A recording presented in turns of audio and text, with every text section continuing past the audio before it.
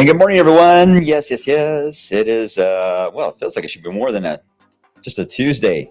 Feels like it's already been a long week for us. Hope you guys are doing well. I'm wave meteorologist Brian Goode. It is 9:50 on this Tuesday, the 23rd day here of August. Yes, Michelle, it's nice to finally put the name to the face. So thank you for saying hello there at the ferry show. It was good to see everyone and kind of catch up. I haven't been out there in 4 years. I think most of the team really hadn't been at that point in 4 years. Because of the pandemic. So a lot of things have changed, but a lot of you haven't changed, which was really nice. Everyone seems like frozen in time, which is kind of nice. Always good to catch up on the stories and the families. And there's no doubt I need to, is it Wednesday? Did I say Tuesday? It shows where my mind is. It is Wednesday. Thank you, David. It is Wednesday. I need to go back to bed. Anyway, it'd been really short if it was a Tuesday. And then if we all said it was going to be Tuesday, we're going to be messing with your head today, David. Thank you, David. Appreciate that. Yes. Happy Wednesday, everyone. It was nice to see everyone. No doubt everyone was excited about seeing Harry, my tortoise, but I was not able to bring him to the fair. But next year that will be on my list. And there's Sam. It's Wednesday, bro. Thanks. Appreciate that. All right. Let's get into the setup for the Heat, and then we'll get into some of the disruptions that could change the Heat narrative that has been leading the way so far this week. First, it's our messy map of the tropics. I do think this, again, is a big player in how things will evolve, more so for autumn than it will be for the Heat and the rest really of here of summer. But it certainly tells us that there's quite a few name systems we've gone through. In fact, with Harold, as you'll see in a second, making the list yesterday, that was the fastest in 39-hour window of going through 4 names in the Atlantic, and since records have been kept for the Atlantic. That was a record pace. So even though it's been a quiet season, man, it really ramped up in a hurry and ramped up to the point where it led to a record. All right, more on that, what's happening in the western side of the Atlantic here in just a second. Let's get to the eastern side, where we still have a couple of waves. And I'm not sure what happened to my computer there. Hold on one second. Kind of went nuts on me. Let me try that again. Apologize. Into the eastern Atlantic is where we have the remnants in yellow there. Will be the remnants of a tropical wave that is trying to hold on at 10 to 20, 30%, something like that. Not very strong odds because it's getting north. We have the leftovers of Emily. It's in red, heading due north near the 50 to 70. It may become extratropical as it heads into the northern Atlantic, but it may eventually move all the way into Europe in due time. Gertrude, or Gert, I should say, is right in the middle. I can barely even see Gert. Look right here. There's Gert all by itself. It actually is stationary for most of the modeling. I don't see any development that eventually happens with it. There's so much going on around it. Tropical systems like to gobble for attention. So usually one or two will dominate. The others don't have a chance and fall apart. So that's kind of the case that Gert right now seems to be facing. Franklin is mainly the one that's leading the way on intensity at the moment, moving over the Dominican Republic. And eventually we'll get south of Bermuda as a hurricane. It would be our second hurricane of the season if this is the case. Now, at this point, it gets a little weird because there will be a block initially for Franklin to where it can't go much more north. It'll kind of just linger not far from Bermuda. But we do have our weekend front that is moving in this weekend.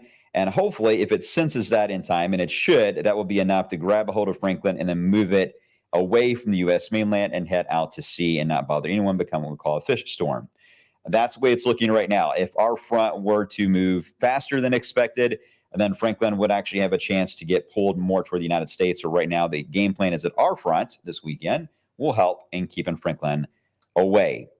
Meanwhile, we do have the leftovers of Harold, which again set that record yesterday and then quickly made landfall, going back into an area that just got heavy rain from Hillary.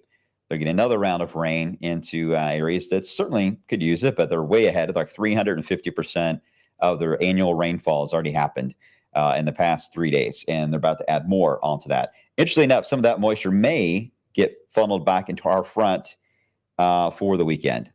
It wouldn't be directly a result of Harold as far as Harold's moisture here. It would be dispersed and get involved into the front at that point. But still interesting that its original source, if you go back in time there, would actually be from a tropical system there. All right, so what is the game plan in the short term? Because that's all the tropics. Nothing heading toward our area. Everything's leaving us alone. So that means we are likely going to get stuck in the heat. And anytime you see a Skytrack camera out like this or anywhere near a body of water, and you see what looks like glass that is on the Ohio River, which that does look like glass because it's near a perfect image, tells you how quiet it is. The Ohio is still, there's hardly any wind anywhere. High pressure is definitely right over your head. And that sinking air from high pressure just keeps everything still. And it does allow the pollutants to build up, which is why we end up with air quality alerts as the ozone layer continues to become more and more of an issue. But it keeps it quiet. It keeps clouds from really forming as well. That sinking motion. Clouds are a rising motion, not a sinking motion. So you don't really get a lot of them unless they're high-level clouds that stream overhead. Now, as we heat the ground up today, there will be a chance to perhaps balance that out. Some of the ground will begin to heat up and rise, and some of those smaller cumulus clouds will try to form, but they won't have much room to grow because they'll be fighting back on the high being down on them from above.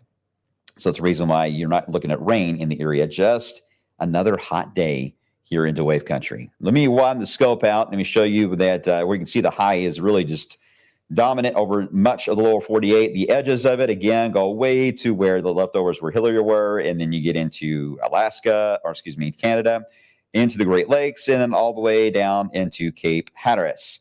That is, if you connect it all the way around, is indeed the Ring of Fire that we're talking about with high pressure over us. Now, what you can't see here is that the front itself is going to be working its way a little more to the south and east. The edge here of this heat shield is going to be sliding a little more toward Indiana, a little more toward Ohio. Well, what happens in this kind of scenario, based on the way it's positioned, is you're still going to get showers and storms going to form along that front. But they remember, especially MCSs, these complexes of storms, they love to feed on high dew point, high moisture. So once they form, they may try to break away at times and head toward whoever has got the most humid atmosphere. That's what they're attracted to, and they'll make a run for it. Now, the thing is, thunderstorms like this, they don't have all the ingredients in place when they dive like that. You got to have the imbalance of cold air up above, warm air at the ground. If it's warm all the way up above our head, then nothing is going to happen, and that's what the atmosphere is capped, is when we call that. So these storms will try. They will form. You'll see them get ugly on the radar at times, and they'll make a run for it. They'll try to run right into our heat wave scenario or block that we have here. The question is, how far will they make it? Will they even get even close to us? Or could they move all the way into, say, Cincinnati or even to Carroll County, even Franklin County? It's possible. I'll show you a couple of examples of this coming up in just a second. But we can't base the entire forecast on a what if on that idea because it's too day sensitive. In some cases, it's hourly on its sensitivity on that happening. We don't know until hours before it happens, before confidence can grow. So until then, we have to go with what we do know, and that is it is hot. So that's what the game plan, the main forecast will be the continued heat. In fact, today, our area is a bit split. The fuchsia color is an excessive heat warning. That's west of Louisville today. Heat advisory for the most of the area that's watching. That's not in the fuchsia color. That's the heat advisory, and that includes Louisville. But tomorrow, keep an eye on Louisville and on that heat advisory zone. As I hit the button, you'll see that tomorrow that moves over and fills in. So it becomes more of an excessive heat warning for us. That's excessive heat watch for the Cincinnati area, by the way, through Carroll, as they're preparing to possibly upgrade their alerts later. But you get the idea. The core of the heat wave is still mainly to the west. It's mainly because of the amount of moisture that's in the air leading to that excessive heat that is going to be moving in. All right. So on the severe side, you can see the Storm Prediction Center has got an outlook out right now for low end chance of severe weather across where that boundary is, where they will try to form today in Indiana, Ohio, and West Virginia. That's outside of wave country. But then as we get into your Friday, we are in that zone.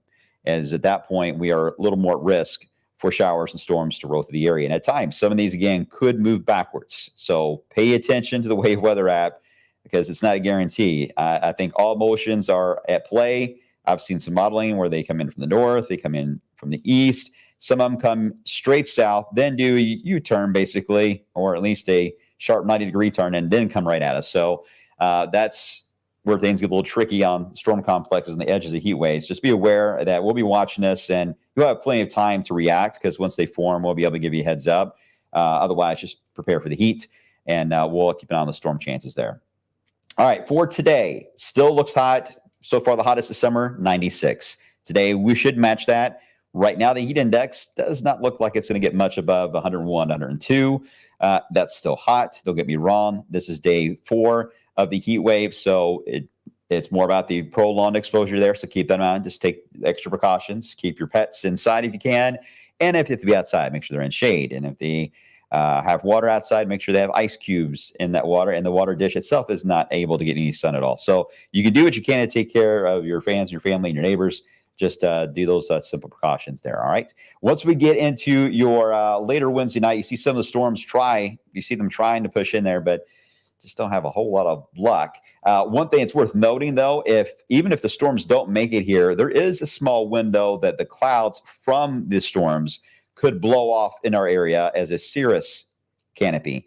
If that were to happen, that could shave off 1 or 2 degrees on the highs Thursday and even on Friday. That's possible. So even without the rain, there could be some influence with that entire setup. We'll let you know because that would make a difference on the record or not. Because the record on Thursday is 99, the record on Friday is at 100. So there is a chance that they would make a difference on a record high in that kind of scenario there.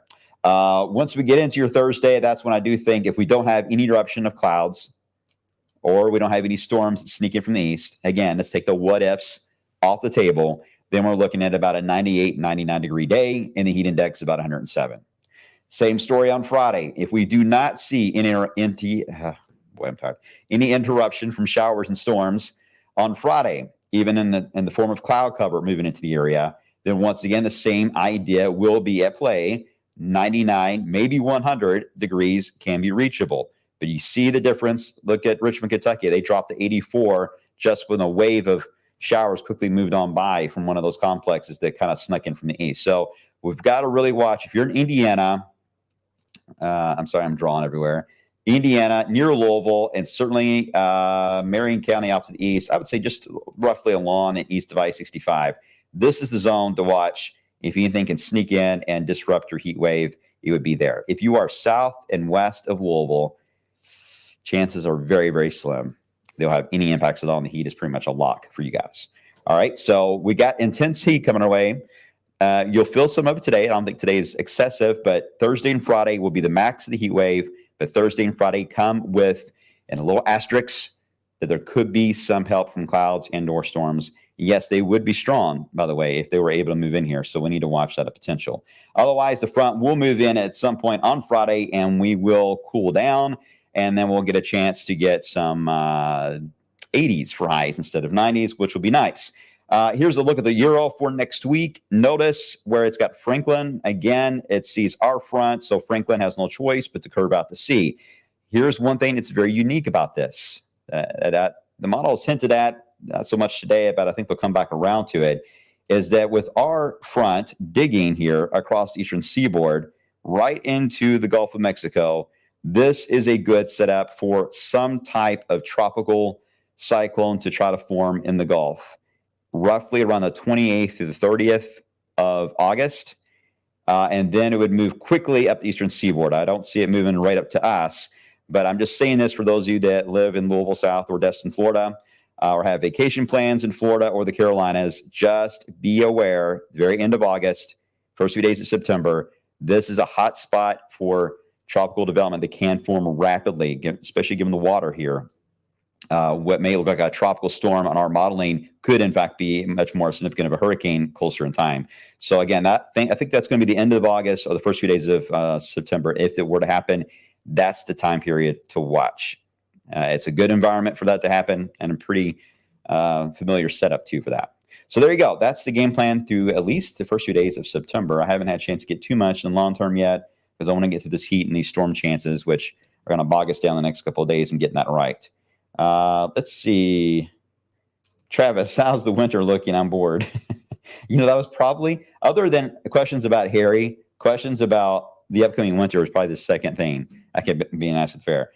Winter, working on it. But several of you already have the right idea, and I'll give you a clue.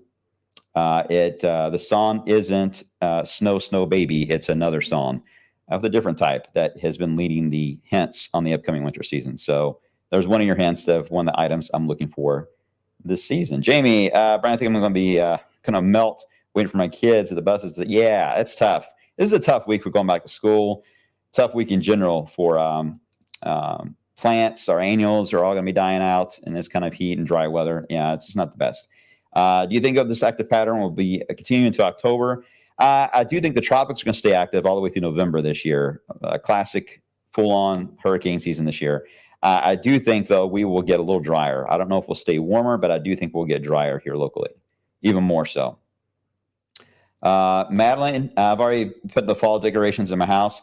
It's funny you say that, and I hope my neighbor's not watching, but my neighbor put up the Halloween inflatables yesterday. Hope he's not watching. He's going to be mad at me I said that. But, yeah, some people right now are just, and it always happens in heat waves, everyone's just ready to just, let's move on. Let's get on to another season. Hot days like this that are repetitive, they mentally take a toll on you. And we're so used to change in our weather, and when the weather gets stagnant like this, it does a lot to us mentally. So I get it. Change is needed sometimes for us to feel like we can get organized in our homes and get things taken care of and chores, and want to get to festivals and events that you love, and you don't want to deal with hot weather like this all the time hampering. So I totally understand that. So do what you have to do to get through these type of heat waves. But this hopefully will be the worst of it for the year, and I hope that we bounce back to better days ahead of us. All right, guys, I'm going to run. Get ready for the lovely midday show coming up at 11 a.m. And I'll let you know if there's any changes there on those storm chances for Thursday and Friday. We'll take it one step at a time until today. Through today at least, it is going to be a hot one. And again, temperatures will be right around 96 for a high. Try to stay cool out there, and I'll see you guys on the flip side.